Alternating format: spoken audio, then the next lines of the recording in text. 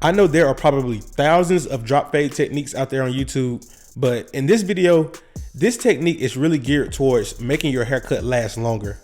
One recurring thing that all of my clients tell me is that my haircuts last, and that's because the fading process is very thorough.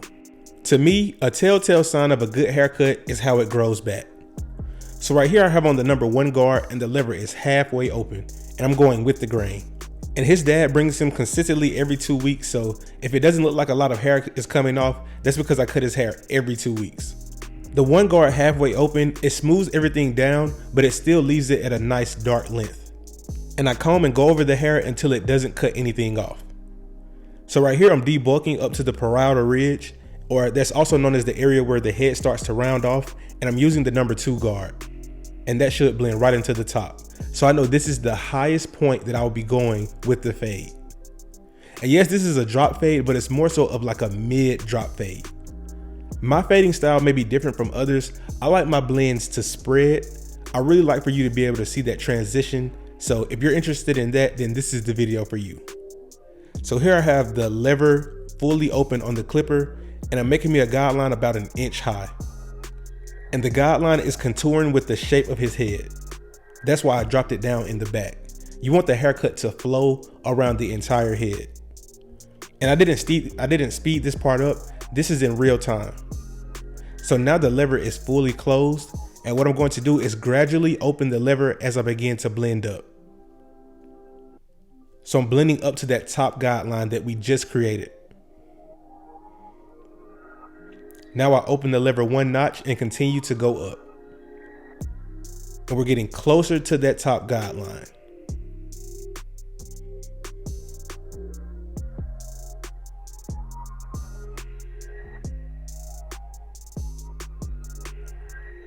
Now I open the lever 1 more notch and go right up under that guideline. Be careful not to go above it, because then you'll end up raising your fade too high.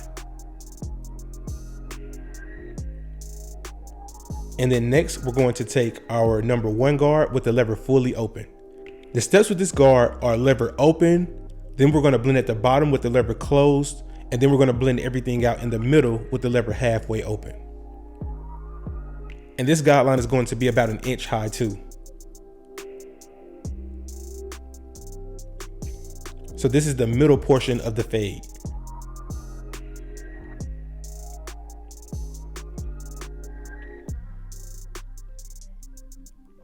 Now you see the lever is closed and we're blending at the bottom. And see how I'm feeding the clipper through the hair? Note the angle that I'm tilting the clipper on the head. I'm having the clipper flush, so that way it's cutting the most hair.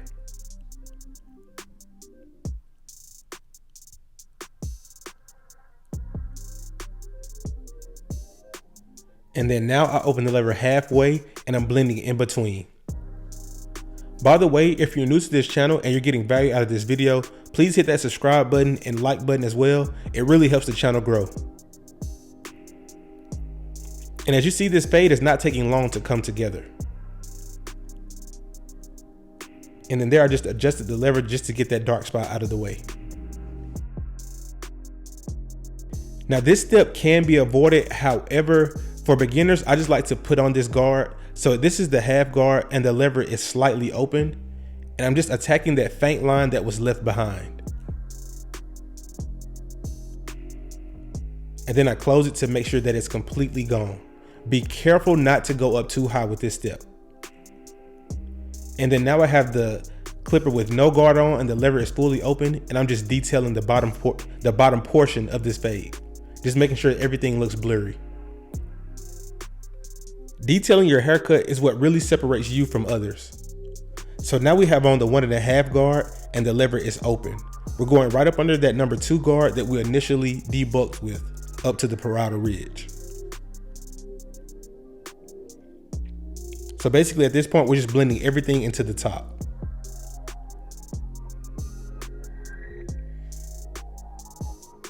And when you're using a guard, it's better to start with the lever open because that cuts off less hair. You can always take hair off, but you can't put it back on.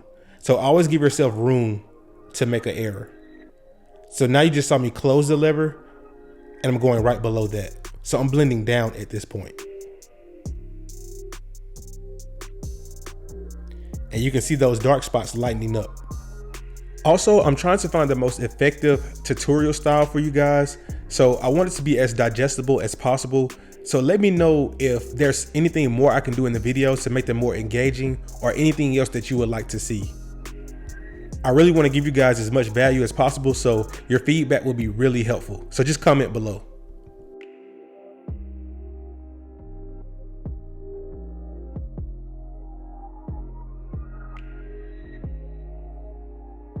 Now this line that's left behind, I'm just coming back and detailing that with the lever. I think it's about halfway open or fully open, I'm not sure. But I'm just holding the clipper flush and just flicking out at that line. I just want to get rid of those dark spots that I see. But once again, if you're not sure, always start with the lever fully open, and then if that's not cutting any hair, you can gradually close the lever. It's better to be safe than sorry.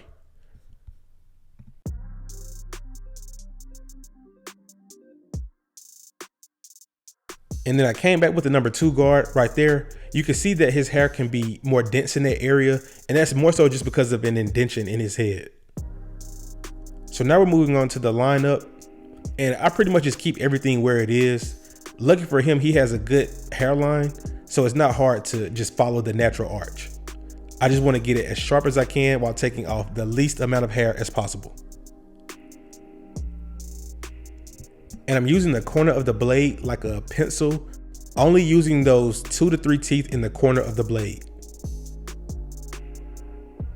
And then right here, I just keep everything as close to the eyebrow as possible. You don't want to dig in anyone's hairline. And then for the middle, I just start in the middle and work my way either right or left. It doesn't matter which way you go, just pick a side.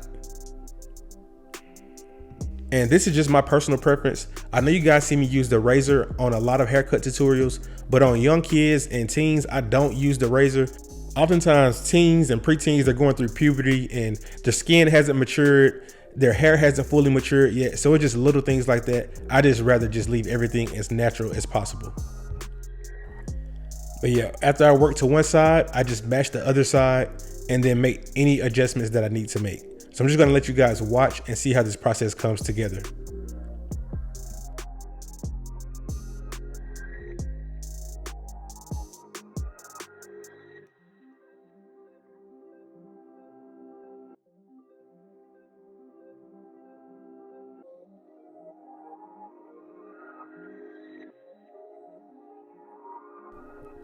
So this is the final result. Let me know what you guys think in the comments, and I will see you all on the next video. Thanks for watching.